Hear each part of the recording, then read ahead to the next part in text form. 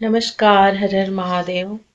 हम भगवान के भक्तमाल में वर्णित 24 अवतारों की कथा को पढ़ रहे हैं और उसमें हमारा आज है भगवान जी का 11वां अवतार और हमारे पाठ का नाम है मतलब भगवान जी के अवतार का नाम है श्री व्यास जी के अवतार की कथा। तो चलिए व्यास जी के अवतार की कथा का हम संक्षिप्त वर्णन देखते हैं। चेदी देश के राजा वसु पर अनुग्रह करके देवराज इंद्र ने एक दिव्य विमान दिया था जिस पर बैठकर वे आकाश में सबके ऊपर विचरते थे। अतः उनका नाम उपरिचर वसु पड़ गया था। एक बार राजा उपरिचर वसु अपनी ऋतु स्नाता पत्नी गिरिका को, जिसने पुत्रोत्पत्ति की कामना से उचित समय पर समागम की प्रार्थना की थी, उसे छोड़कर मृगया के लिए वन में चले गए। वन में ऋतुराज वसंत की अद्भुत शोभा देखकर राजा को कामोद्दीपन हुआ, जिससे उनका वीर्य स्खलित हो गया। राजा ने यह विचार कर कि मेरा वीर्य भी व्यर्थ न जाए और रानी का ऋतुकाल भी व्यर्थ न हो, अतः वट पत्र फूटक में रखकर एक बाज पक्षी के द्वारा उस वीर्य को रानी के पास भेजा।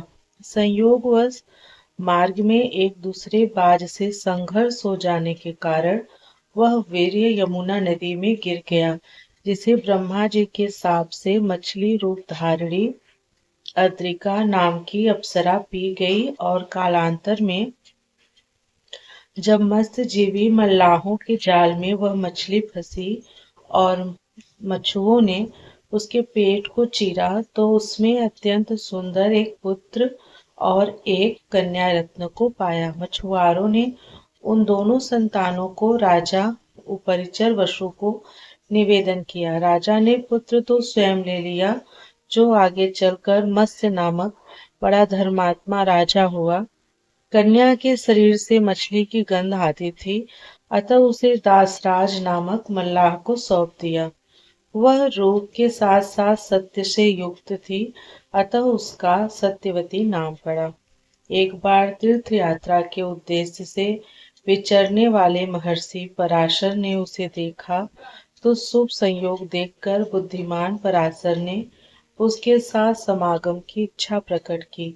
सत्यवती ने संकुचित होकर अपने कन्यात्व के दूषित होने के दिन होने के कारण नदी के आर पार दोनों तटों पर उपस्थित लोगों द्वारा देखे जाने तथा अपने शरीर से मछली की सी दुर्गंध निकलने की बात कही।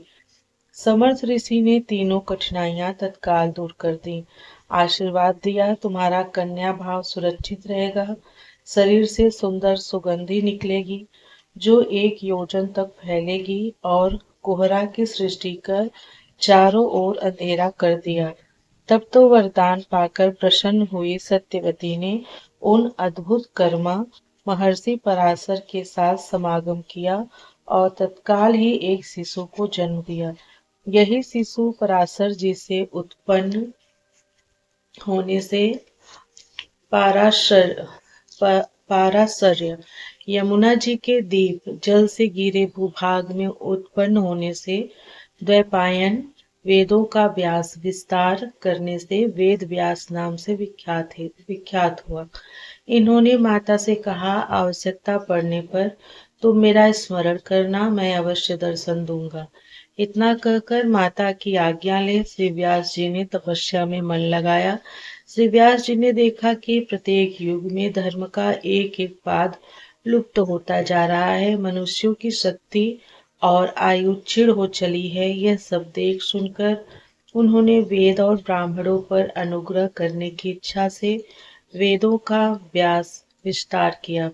वेद में सबका अधिकार न होने से सर्वसाधारण को वेद तात्पर्य सुलभ कराने की दृष्टि से अपने 5वें वेद तुल्य महाभारत इतिहास ग्रंथ की रचना की। फिर वेदों का अर्थ स्पष्ट करने के लिए ही महापुराणों की रचना की, परंतु मन में जैसी शांति चाहिए वैसी शांति नहीं होने से अपने को अकृतार्थ सा मानकर खिन्नता को प्राप्त कर श्री व्यास जी ने देवर्षि नारद जी की प्रेरणा से श्रीमद् भागवत महापुराण की रचना कर परम विश्राम पाया।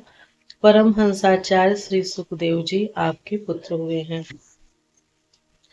हरे नमः, हरे नमः, हरे नमः।